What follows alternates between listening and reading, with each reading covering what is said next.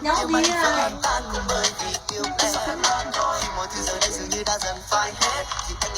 Cái lần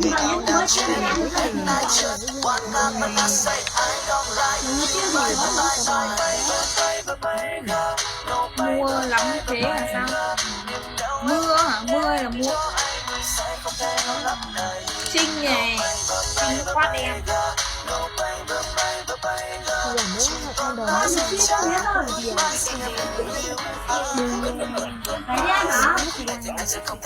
Thôi ăn chim nhá. Đó, chim chích.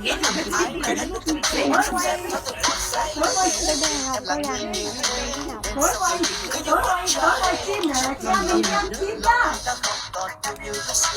Mất dạy.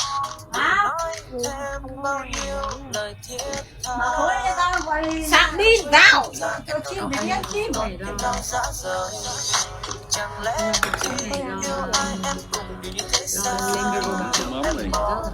Xung quanh đường đi chẳng hỏi nhau rằng đôi tay ấm áp trong vòng tay khác đặt thanh lòng như anh trao cho em một giấc mơ anh đã bao vội vàng con tim anh vỡ tan cũng bởi vì yêu em khi mọi thứ giờ đây dường như đã dần phai hết thì anh nhận ra liệu mình yêu người nào đã chết and I just wanna when I say I don't like you bye bye bye bye bye bye girl no bye bye bye bye girl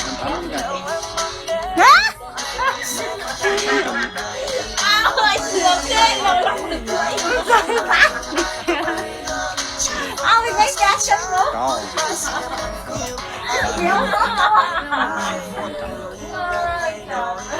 giờ nhớ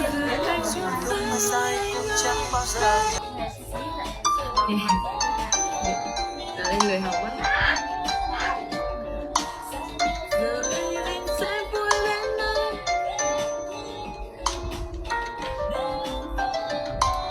Mình mà rớt kỳ này khả năng mình sẽ phải ở nhà bào động mọi người.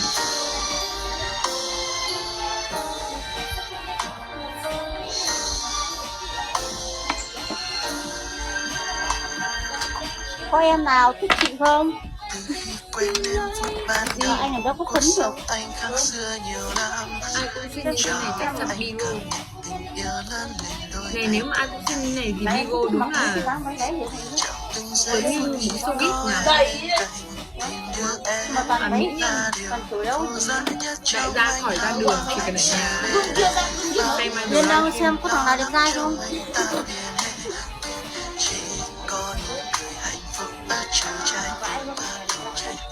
Trai cái rồi, hello em. Vâng đi, vâng đi.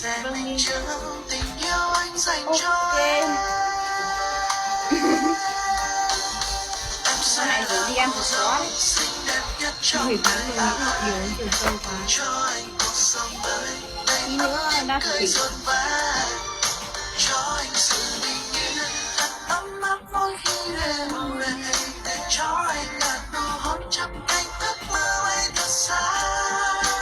Em sẽ là cô dâu hạnh phúc nhất trong đời anh. Dẫu vui buồn gian khó hai ta sẽ cố gắng vượt qua. Anh sẽ là bờ vai che chở em dõi theo từng ngày. Hãy làm vợ anh yêu anh đến hết cuộc đời.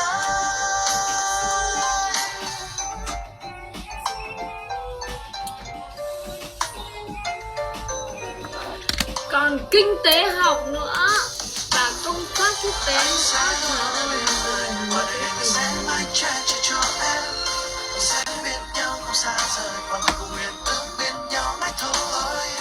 lấy đâu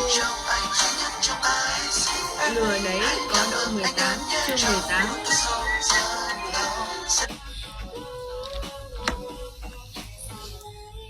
Chưa nghe đến. Kệ chứ, phải đánh một tí nữa đi ăn hết xó ăn.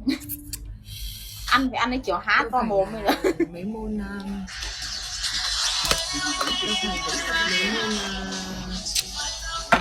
mặc gì đi. lại cái kiểu cái khoản là thay đồ mặc đồ ngại ơi là ngại luôn ấy.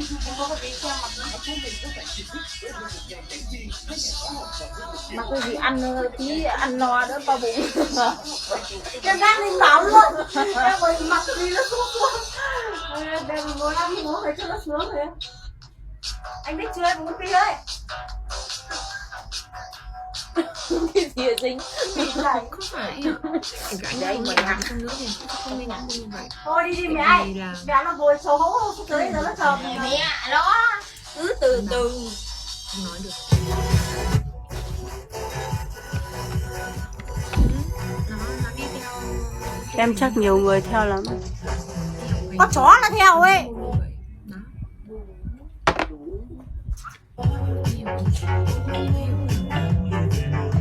Anh chưa cái chi mày đâu rồi lông mày đâu rồi.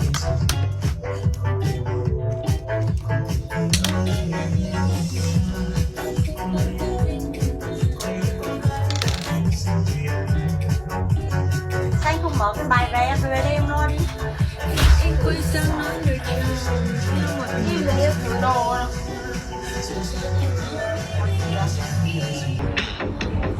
mọi người nhá. Không tí chủ còn cơm mà trà sữa không hả? Ủa anh Tu mà anh uống trà sữa luôn hả?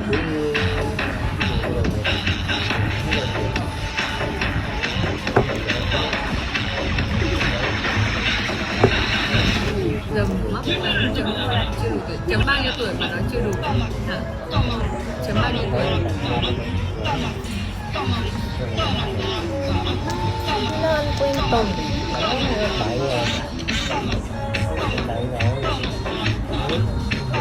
hay sữa tươi đường đen. Wow ghê vậy. Sữa tươi đường đen mới chịu rồi nha.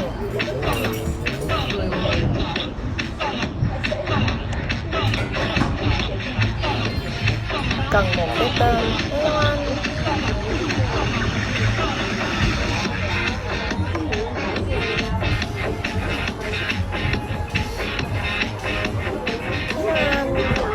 Mô Phật thầy khôn ăn lắm chứ bộ. Hello Alex